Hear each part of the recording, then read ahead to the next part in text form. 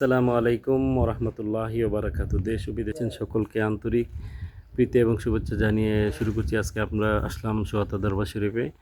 তো আলহামদুলিল্লাহ আমরা আপনাদেরকে দেখাচ্ছি যে সোহাতা দরবার শরীফের নবনির্মিত মসজিদের ছাদ ঢালাইয়ের কাজ আলহামদুলিল্লাহ সম্পন্ন হয়েছে এবং এই যে আপনারা দেখতেছেন এই মসজিদের এই অবস্থা। তো আলহামদুলিল্লাহ আগামীকালকে থেকে আমাদের মসজিদের প্লাস্টারের কাজ, এই যে উপরে প্লাস্টারের কাজ শুরু হবে ইনশাল্লাহ। এবং আমাদের এই মসজিদের পশ্চিম সাইডে এই পাশে আমাদের ওয়াল নির্মাণের কাজ, দেওয়াল নির্মাণের কাজ শুরু হবে ইনশাল্লাহ।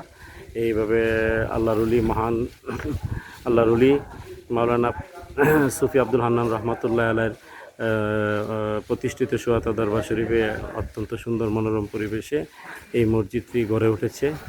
সকলের, দেশ বিদেশের সকলের দানের টাকায় আলহামদুলিল্লাহ একটা সুন্দর কমপ্লেক্স হিসাবে গড়ে উঠতেছে। এই যে বিশাল গ্রাউন্ড আপনারা দেখতেছেন এবং এই যে এখানে হুজুরের মাজার শরীফ রয়েছে, তারপর এখানে একটি মাদ্রাসা আছে।